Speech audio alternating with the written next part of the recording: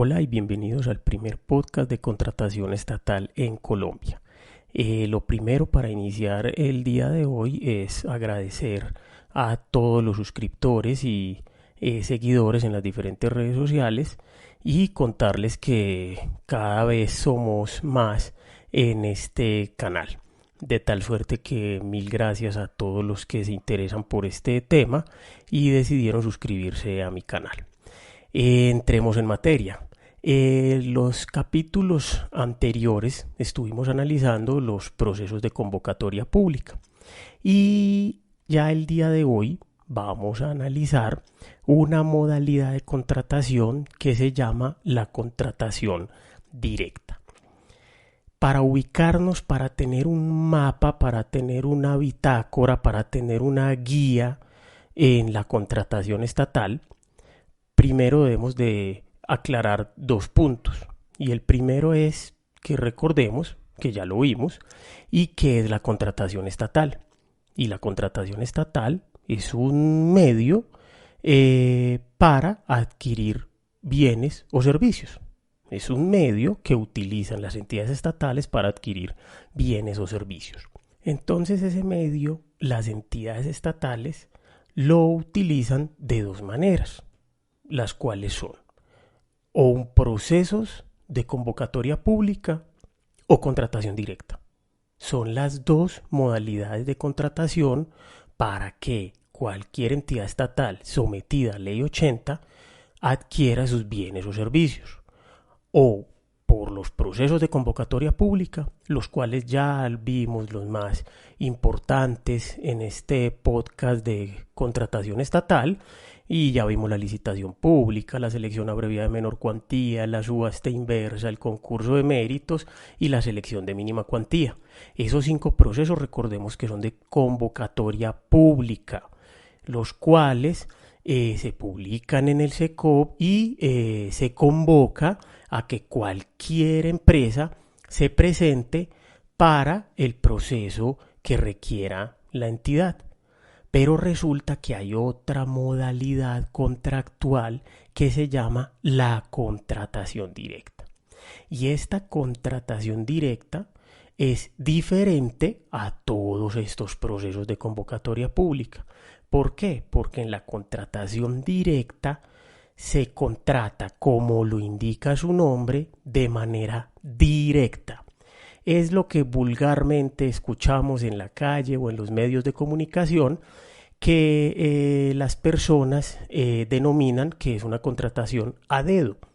Y en efecto es una contratación a dedo, pero no de la manera folclórica o con el desconocimiento que lo manejan los medios de comunicación, el cual es un desconocimiento total frente al tema. Entonces, esta contratación directa es una modalidad contractual contenida en la Ley 1150 del 2007, en el Decreto 1082 del 2015, y mediante esta contratación se pueden adquirir bienes o servicios. Entonces, esta modalidad contractual hace parte del mismo módulo 4 que hemos venido trabajando ya durante varios episodios. Y la contratación directa, denominémosla como un proceso de selección contemplado en el numeral cuarto del artículo 2 de la Ley 1150 del 2007 y en el artículo 2.2.1.2.1.4.2 y siguientes del decreto 1082 del 2015. En este episodio vamos a ver solamente las generalidades de la contratación directa, sus principales características, y vamos a analizar de manera muy general las normas que contienen esta modalidad. Recuerden que la compilación normativa sobre la contratación directa reposa en mi página web charlasdecontratación.com, así como cualquier compilación normativa de los temas que ya hemos trabajado. Entonces, el artículo 2 de la Ley 1150 del 2007, de las modalidades de selección, nos dice que la escogencia del contratista se efectuará con arreglo a las modalidades de selección de licitación pública, selección abreviada, concurso de méritos y contratación directa, con base en las siguientes reglas. Entonces ya los procesos de convocatoria pública que acabo de mencionar, licitación pública, selección abreviada, concurso de méritos, ya los vimos. Ya vamos a ver acá en la contratación directa. Y el numeral cuarto de este artículo nos dice lo siguiente: contratación directa. La modalidad de selección de contratación directa solamente procederá en los siguientes casos. Entonces este numeral contiene 10 modalidades de contratación directa. Unas las especifica, otras las menciona de manera muy general. Ya luego el artículo 2.2.1.2.1.4.2 y siguientes del decreto 1082 del 2015 ya entra más al detalle frente a las modalidades de contratación directa. Entonces comencemos en orden. Simplemente voy a hacer una mención general de estas 10 modalidades de contratación directa. Y ya luego en otros episodios vamos a trabajar 5 modalidades de contratación directa de estas 10 que voy a mencionar. ¿Por qué? Porque son las 5 que más se usan en las entidades estatales. Entonces comencemos por hacer una mención general de las 10 modalidades de contratación directa que están en el numeral cuarto del artículo segundo de la ley 1150 del 2007. Y la primera es la urgencia manifiesta, la segunda, contratación de empréstitos, la tercera es los contratos interadministrativos, la cuarta es la contratación de bienes y servicios en el sector defensa y en el DAS, que necesitan reserva para su adquisición. Recordemos que el DAS ya no existe, ya fue liquidado, de tal suerte que es importante hacer esta aclaración. La quinta modalidad contractual se denomina los contratos para el desarrollo de actividades científicas y tecnológicas. La sexta son los contratos de encargo fiduciario que celebren las entidades territoriales cuando inician el acuerdo de reestructuración de pasivos a que se refieren las leyes 550 de 1999 y 617 del año 2000. La séptima es cuando no exista pluralidad de oferentes en el mercado. La octava modalidad es para la prestación de servicios profesionales y de apoyo a la gestión o para la ejecución de trabajos artísticos que solo puedan encomendarse a determinadas personas naturales. La novena es el arrendamiento o adquisición de inmuebles. Y la décima es la contratación de bienes y servicios de la Dirección Nacional de Inteligencia. Esas son las 10 modalidades que contempla el numeral cuarto del artículo 2 de la ley 1150 del 2007. Nosotros solamente vamos a entrar en detalle en próximos episodios de 5 modalidades de contratación directa, las cuales son la urgencia manifiesta, los contratos interadministrativos, los contratos para el desarrollo de actividades científicas y tecnológicas, contratos cuando no exista pluralidad de oferentes en el mercado y para la prestación de servicios profesionales y de apoyo a la gestión.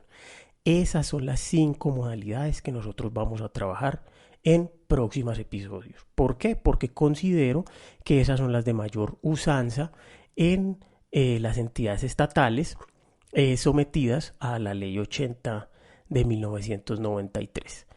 El artículo 2.2.1.2.1.4.1 del decreto 1082 del 2015 y siguientes nos hablan de las modalidades de contratación directa.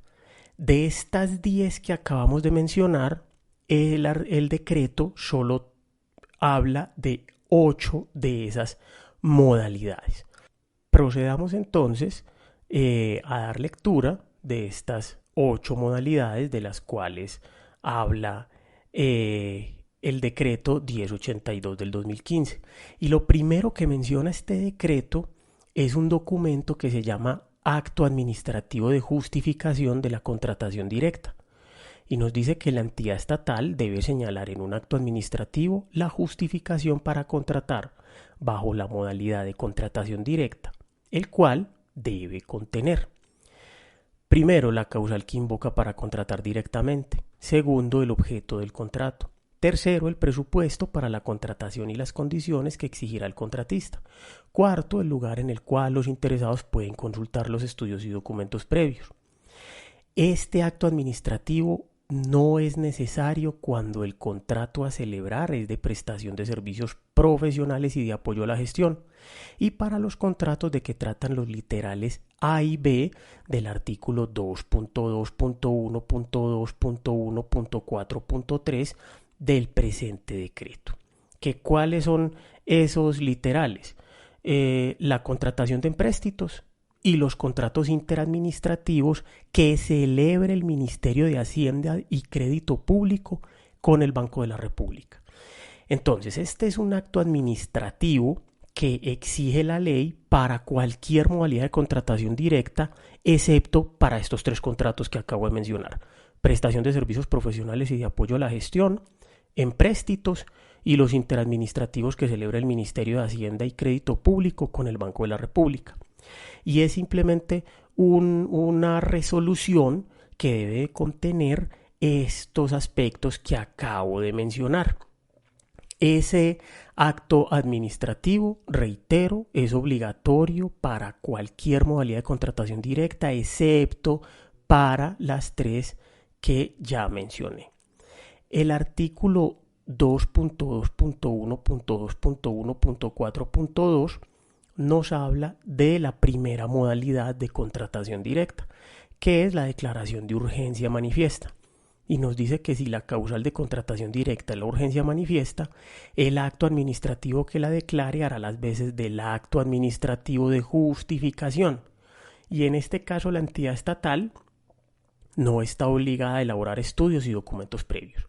Luego vamos a ver en detalle en otro episodio esta modalidad de contratación, pero alguna vez hice mención, creo que en el episodio de los decretos COVID, sobre esta modalidad contractual, pero luego entramos en detalle.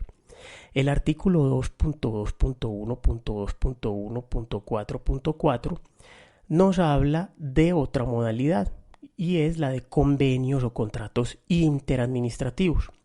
Nos dice que la modalidad de selección para la contratación entre entidades estatales es la contratación directa, y en consecuencia le es aplicable lo establecido en el artículo 2.2.1.2.1.4.1 del presente decreto.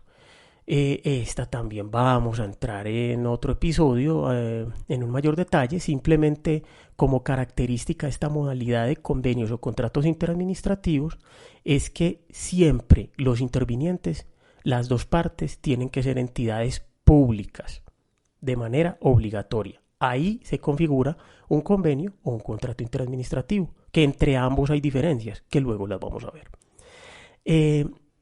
El artículo 2.2.1.2.1.4.5 nos dice la no obligatoriedad de garantías.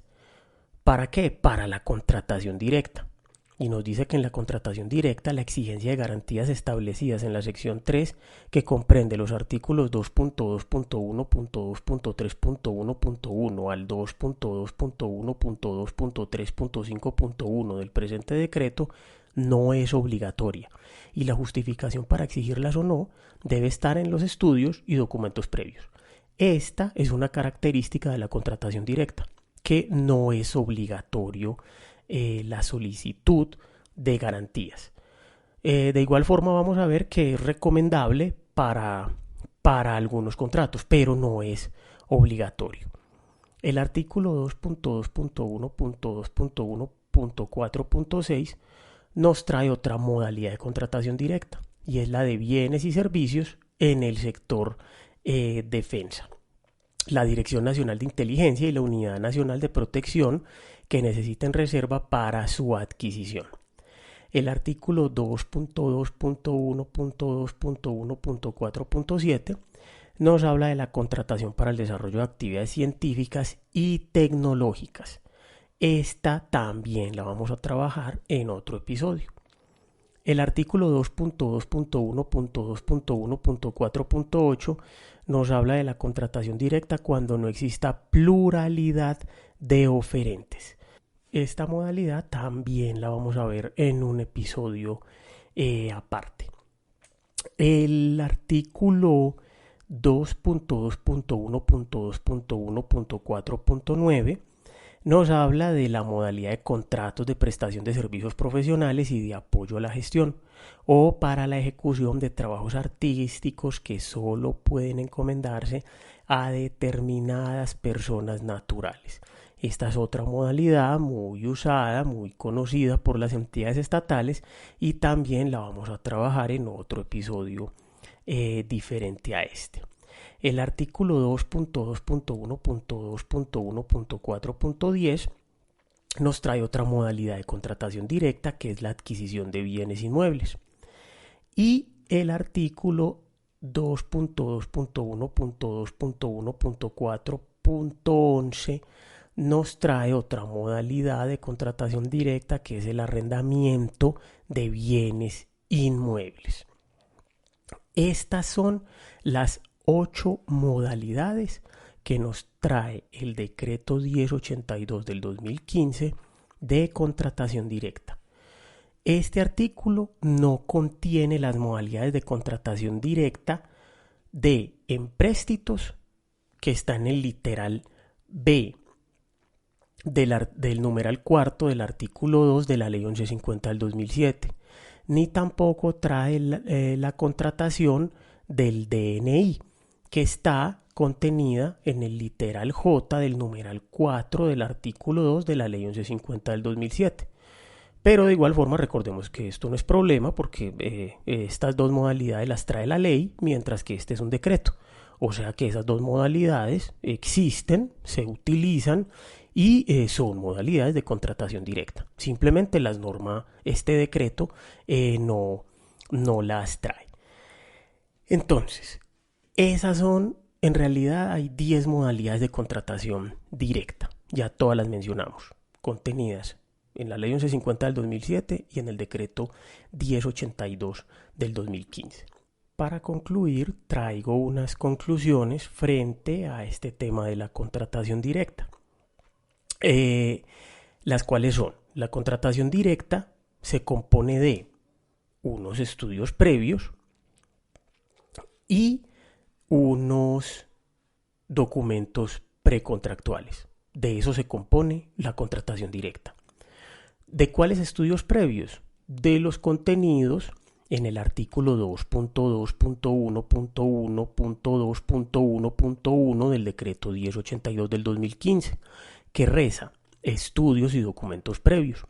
Los estudios y documentos previos son el soporte para elaborar el proyecto de pliegos, los pliegos de condiciones y el contrato. Deben permanecer a disposición del público durante el desarrollo del proceso de contratación y contener los siguientes elementos, además de los indicados para cada modalidad de selección. Y trae 8 puntos que ya los vimos en otros episodios, que la descripción de la necesidad, el objeto, la modalidad de selección, el valor del contrato, los criterios para seleccionar la oferta más favorable, el análisis de riesgos, las garantías y la indicación de si el proceso de contratación está cobijado por un acuerdo comercial, que para contratación directa este numeral no aplica. Entonces, cuando vayamos a iniciar un proceso de contratación directa, este se compone de unos estudios previos, que son los contenidos en ese artículo, y unos documentos precontractuales. Cada contrato debe de tener unos documentos precontractuales. Ejemplo, la copia de la cédula, el certificado de existencia y representación legal, el registro nacional de medidas correctivas, el certificado de Contraloría, de Procuraduría, la seguridad social, en fin, son una serie de documentos que luego vamos a ver más a profundidad según la modalidad contractual. Pero estos son los dos componentes principales de la contratación directa. Y luego, cuando se tengan los estudios previos y todos los documentos contractuales, adicional obviamente al CDP, que es un tercer elemento para la contratación directa, el certificado de disponibilidad presupuestal, siempre y cuando obviamente haya una erogación presupuestal para la entidad. Luego de tener estos tres elementos, nace un contrato. Esa es la parte precontractual de la contratación directa. Características de la contratación directa, entonces. La primera, no hay términos obligatorios de ley. No es como en los otros procesos que ya analizamos, que es que 3 días para observar el informe de evaluación, 5 días para observar el proyecto de pliegos. No, acá no hay términos obligatorios de ley. Acá la ley no dice usted tiene tantos días para realizar un contrato o el contratista tiene tantos días para entregar la documentación. No, esos términos ya los define la entidad estatal. La entidad estatal ya en su manual de contratación dirá cuánto es el tiempo que tiene el área de contratación para elaborar el contrato y cuánto tiempo tiene un contratista para presentar su documentación. Esos términos ya los define la entidad, pero no hay términos obligatorios de ley. Segunda característica es que no hay cuantía para esta modalidad. Un contrato directo no tiene cuantía, contrario a los procesos de convocatoria que ya vimos, excepto la subasta inversa, que no tiene cuantía. Es decir, una contratación directa se puede hacer por 10 millones, por 100 millones, por 1000 millones, por 5000 millones. No hay una cuantía. Estas cuantías para la contratación directa existen en los regímenes especiales, que mucha gente por eso cree que la contratación directa tiene una cuantía. No, en ley 80 no. Ya en un régimen especial sí. Ya un ejemplo, en el Hospital General de Medellín, la contratación directa creo que es hasta 1000 salarios mínimos. Ya después de 1000 salarios mínimos ya no es contratación directa, sino un proceso de convocatoria pública que ya ellos definen en su manual interno de contratación. Entonces hay que dar claridad en ese punto. La tercera conclusión es que en la contratación directa no existe nada de lo que existe para convocatoria pública en lo referente a que no hay pliegos, ni proyecto de pliegos, ni pliegos definitivos, no hay aviso de convocatoria, no hay resolución de apertura, no hay informe de evaluación, no hay adendas, no hay observaciones, no hay audiencias, no hay resolución de adjudicación. Nada de eso hace parte de la contratación directa. Por eso la contratación directa se sabe a quién se va a contratar y no está precedida de ninguna de estos documentos que acabo de mencionar, contrario a los procesos de convocatoria pública. El único documento acá, como les mencioné ahora, es la resolución de contratación directa, y eso que no es para todas las modalidades, los estudios previos, los documentos precontractuales y el CDP. No más, esos son los documentos que deben de acompañar la contratación directa. La cuarta característica es que se deben de cumplir todos los principios de la contratación estatal. Por muy contratación directa que sea, debe de cumplirse todos los principios contenidos en la Ley 80 de 1993. Deben de cumplirse los principios de economía, de planeación, en fin, todos los principios que contiene la contratación. No por ser contratación directa no quiere decir que no se cumplan los principios. Obviamente, pluralidad de oferentes, pues acá no aplica porque obviamente es contratación directa. Entonces, acá no existe como tal una pluralidad de oferentes como se concibe para los procesos de convocatoria pública ya estudiados. Y la quinta característica es que no es obligatorio exigir garantías para esta contratación. Entonces esas son las principales características o conclusiones de cualquier cualquier modalidad de contratación directa, de cualquiera de las 10 modalidades de contratación directa que acabo de mencionar. Ya en el próximo episodio vamos a ver 2 modalidades de contratación directa, que recordemos que vamos a ver 5, pero en el próximo episodio vamos a ver 2 modalidades, las cuales son la urgencia manifiesta y los contratos y convenios interadministrativos. Damos por terminado el episodio de hoy. Esa es la contratación directa, en unos términos muy generales, pero para que al menos se tenga una concepción de que existe una modalidad denominada contratación directa, que es legal, que la trae la ley, y no satanizarla como la intentan satanizar los medios de comunicación en reiteradas ocasiones. Luego vamos a ver el por qué, y luego vamos a ver que la contratación directa, si se hace cumpliendo todos los requisitos que trae la ley, es completamente válida y legal.